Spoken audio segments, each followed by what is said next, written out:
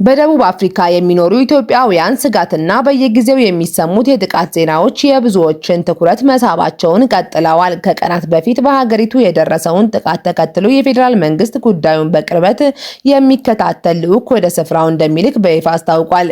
ይህ ውሳኔ በስደት ላይ የሚገኙ ዜጎችን ሕይወትና ንብረት ለመታደግ ምን ያህል ይረዳል?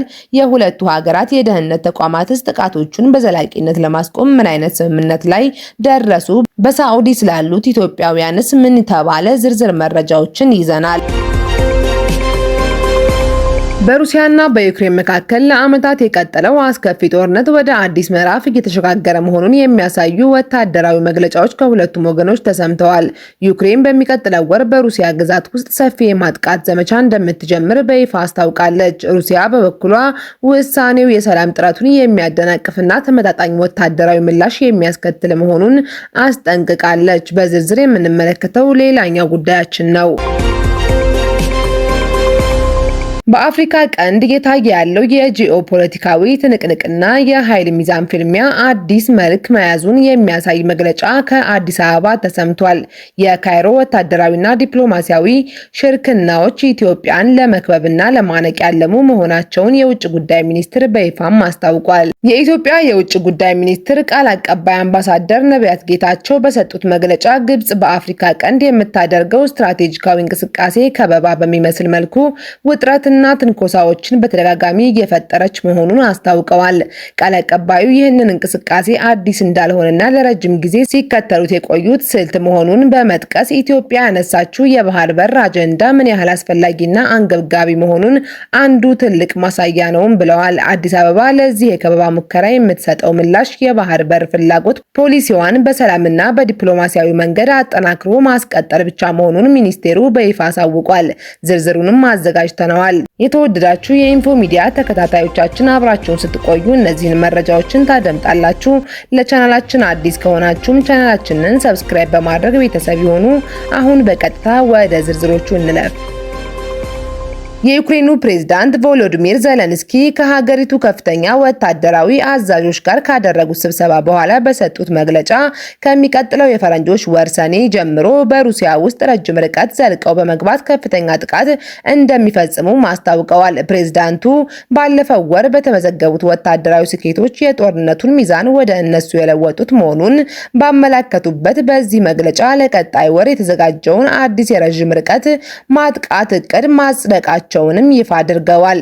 ይሁን እንጂ የሩሲያ መንግስት ቃል አቀባይ ዲሚትሪ ፔስኮቭ በበኩላቸው ይህ የዩክሬን አቋም ለሰላማዊ መፍትሄ ዋና እንቅፋት መሆኑን በመግለጽ ሀገራቸው ለሚሰነዘርባት ማንኛውም ጥቃት ተመጣጣኝ ወታደራዊ ምላሽ እንደምትሰጥም አስታውቀዋል።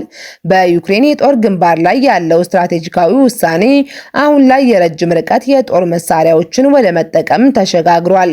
የዩክሬኑ ፕሬዝዳንት ቮሎዲሚር ዘለንስኪ ከሀገሪቱ ከፍተኛ ወታደራዊ አዛዦች ጋር በጦር ሜዳ ያለውን አጠቃላይ እንቅስቃሴ በተመለከተ ጥልቅ ውይይት ማድረጋቸውንም ገልጿል። ፕሬዝዳንቱ ባሳለፍነው ወር በጦር ግንባር ጥሩ ውጤት መመዝገቡን በማብራራት ይህ ወር የጦርነቱ ድል ወደኛ የዞረበት ነበር፣ በርካታ ምሽጎችን ለመያዝ የቻልን ከመሆኑም በላይ ትልቅ ጉዳትም አድርሰናል ሲሉ ለህዝባቸው ተናግረዋል። ፕሬዝዳንት ዘለንስኪ ከ10 ቀናት በኋላ በሚገባው ሰኔ ወር ይህ የረጅም ርቀት ማጥቃት በተጠናከረ ሁኔታ እንዲቀጥል ይፋዊ ትዕዛዝ ማስተላለፋቸውንም አስታውቀዋል። በሌላ በኩል ሩሲያ ለዚህ የዩክሬን አዲስ የማጥቃት እቅድ ምላሽም ሰጥታለች።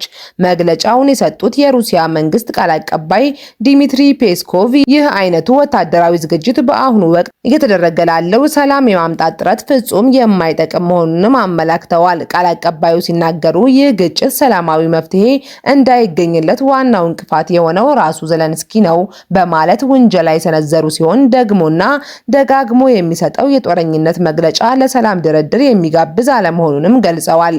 ዲሚትሪ ፔስኮቭ ሀገራቸው ከዩክሬን ለሚሰነዘርባት ለማንኛውም አይነት የረጅም ርቀት ጥቃት ተመጣጣኝ ወታደራዊ ምላሽ እንደምትሰጥም በመግለጽ ከዚህ ጎን ለጎንም ለሰላም በሚደረጉ እውነተኛ ጥረቶች ላይ ለመሳተፍ አሁንም ፈቃደኛ መሆናቸውንም ጠቁመዋል።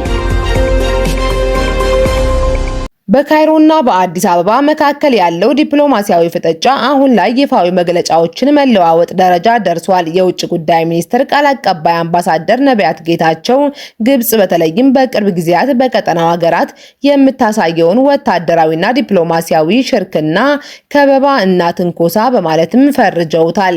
ቃል አቀባዩ በሰጡት ማብራሪያ ግብጽ በቀጠናው ላይ በምታደርገው እንቅስቃሴ ከበባ በሚመስል መልኩ ውጥረት፣ ትንኮሳ የሚመስሉ ነገሮች በተደጋጋሚ እየታዩ ነው በማለትም ተናግረዋል። ይሁን እንጂ ይህ የግብጽ ስትራቴጂ ለአዲስ አበባ መንግስት አዲስ እንዳልሆነ የገለጹት አምባሳደሩ ካይሮ ለረጅም ዘመናት ኢትዮጵያን በዲፕሎማሲያዊ መንገድ ለመጫንና ተጽዕኖ ለማሳደር ስትጠቀምበት የቆየችው በተደጋጋሚ የሞከረችው የቆየ ስልት መሆኑን አስታውቋል። ሚኒስቴሩ አያይዞም ይህ የግብጽ የዲፕሎማሲ ግፊት ኢትዮጵያ በቅርቡ ያነሳችውን የባህር በር የማግኘት ብሔራዊ አጀንዳ ምን ያህል ወሳኝ እንደሆነ ማሳያ ነውም ብለዋል።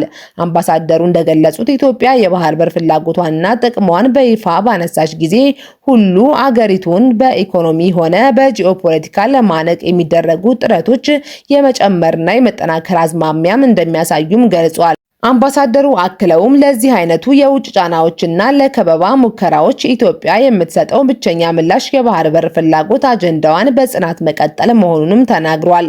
ኢትዮጵያ ያነሳችው የባህር በር ጥያቄ ከራሷ አልፎ ለቀጠናው ትስስር የሚጠቅም መሆኑን በተለያዩ ዓለም አቀፍ መድረኮች ስታስረዳ መቆየቷንም አስታውሷል። ይህ አጀንዳ ከተለያዩ ቀጠናዊና ዓለም አቀፋዊ አካላት ድጋፍ ያገኘ እንዲሁም የኢትዮጵያ ሕዝብ በሙሉነት የደገፈው ብሔራዊ ፖሊሲ መሆኑንም ቃል አቀባዩ አብራርተዋል። ኢትዮጵያ ይህንን ታሪካዊና ኢኮኖሚያዊ ፍላጎቷን የምታስቀጥለው በማንኛውም የኃይል አማራጭ ሳይሆን ሰላማዊ፣ ህጋዊና ዲፕሎማሲያዊ በሆነ መንገድ ብቻ መሆኑን በተደጋጋሚ ጊዜ ለዓለም ማህበረሰብ አበክራ ማስረዳቷን ቃል አቀባዩ ጠቁመዋል።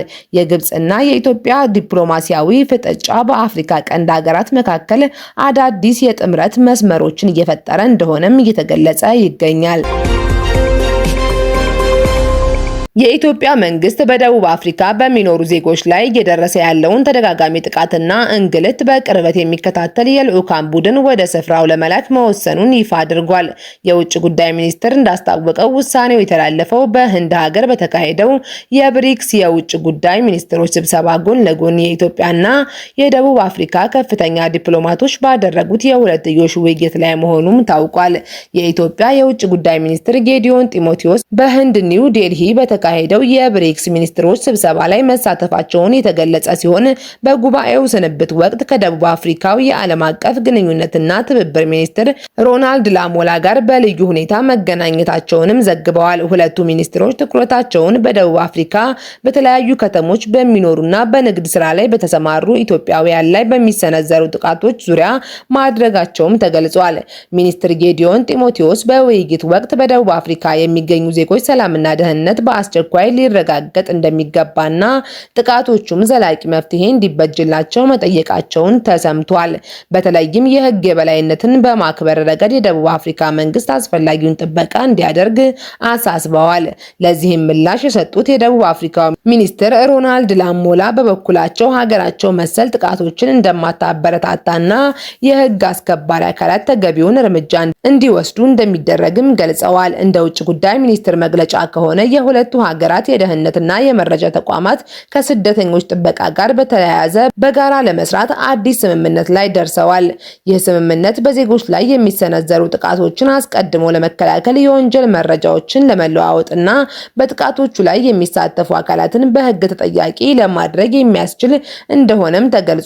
የሁለቱ ሀገራት የደህንነት ተቋማት ትብብር የወንጀል መረቦችን ለመበጠስና የጋራ የደህንነት ቀጠና ለመፍጠር ትልቅ እገዛ እንደሚያደርግም ተመላክቷል።